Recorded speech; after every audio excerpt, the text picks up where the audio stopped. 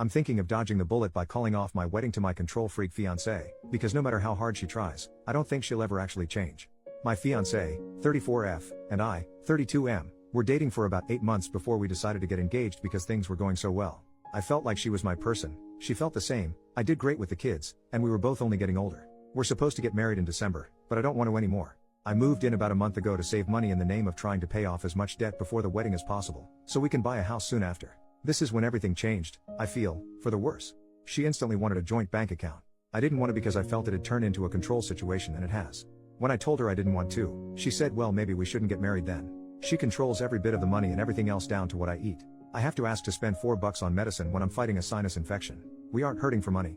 I make $75K after taxes. Backstory on my health. I have had ulcerative colitis since I was 20, and had my colon removed when I was 25. I literally have to eat more than I used to because I don't absorb everything like a normal person. She gets mad at how much I eat. I have to sneak food at work. I've tried to explain it to her and so has her mom, but she doesn't get it still. She tells me I have to work at least 70 hours a week Monday through Friday and what I can on Saturdays when we don't have the kids, so we have extra. We don't have any kids together. She has 3 kids from her previous marriage. I don't spend money on anything. I use my personal money so I have the amount of food I need. This was a fight to get what food I do have for work.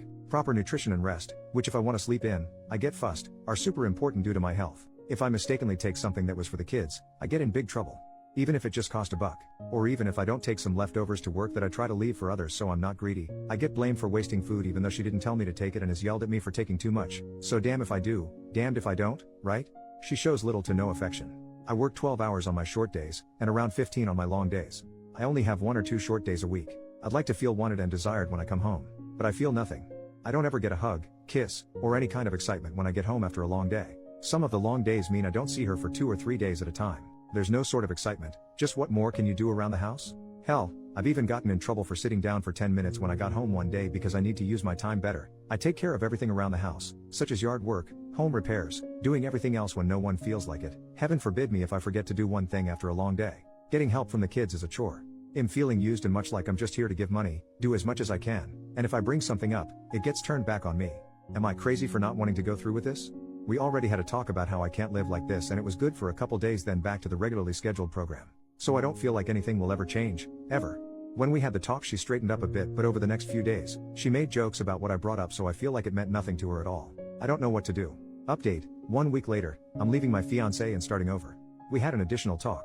And some of y'all stated that she will say what I want to hear and then it goes back to the same old crap, and you were 100% right. I've been playing the game and seeing her responses on things. She flips the responses to seemingly be different than they were when really she's just saying the same thing. For example, I explained that I was still hungry after dinner and she said word for word, I think you should just focus on not being hungry, then you won't want to eat. So I just grabbed a water and went about my business. Like, are you kidding me? Right after we had the discussion about my body and my condition. Anyway, I've got a plan together. I won't be able to enact this plan till Friday next week. The car we got is in both of our names, but I'm only on the loan as a cosigner. So I'm getting a rental, because I can afford it when some psycho isn't controlling my money, and I'm loading everything I can in there and heading out of town while she's at work. I'll be going to my parents in the next state over. She won't be able to find me, which is good. I'm so getting a new phone and number before I head out of town. I've got my direct deposit changed, new bank account, and while I'm at work I'm calling to get her off my credit card and everything. I'm waiting for the payment to post to the card from our joint account, well, sometime next week, so I'm not stuck with the balance that's on there. I'm also pulling what money is rightfully mine out of the account before I leave and then taking my name off of it. There's a significant amount in there.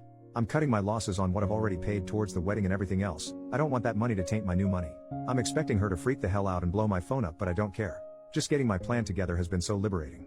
On my way to my parents, I'm meeting a really good friend of mine, who's been here through this whole process, for lunch. Then on to my parents. I haven't even told my parents yet, so they don't know. I've got all these crazy ideas of things I want to do and will finally be able to do once I'm out, and it feels so damn good. I can't wait.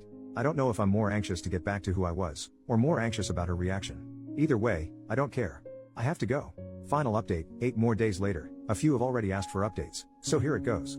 I am out, and free, and I feel great. I left early in the morning with as much stuff as I could. I went to the next town over and sat in the parking lot waiting for the rental place to open so she wouldn't have a chance of browsing around town before work and find me. Before I got the rental, I got all my money out as well. After getting the rental I went back to the house to get more stuff. She had I guess gotten the hint and locked me out of the house.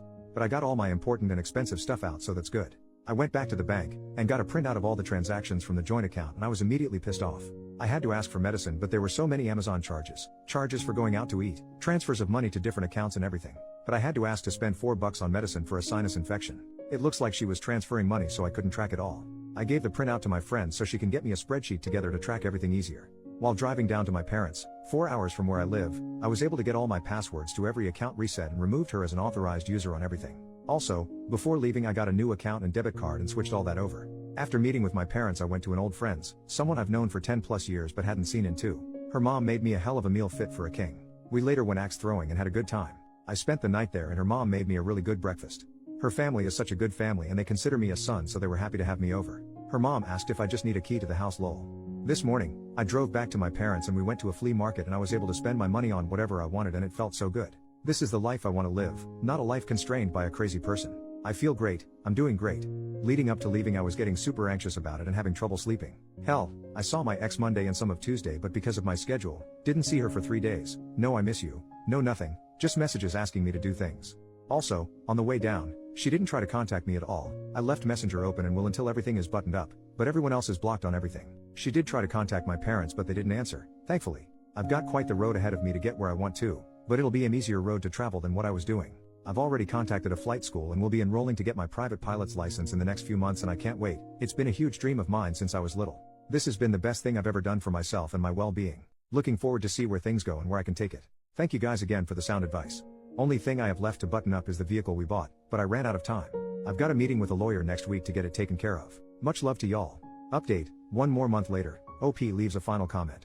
I haven't signed on since my last update, but we traded in the car we had together and I got myself something new free and clear of her name. She had 2 friends show up to the dealership. A male friend and female friend. Made me laugh because I showed up with no one. Finally got all my stuff as well. She waited till the last day of course.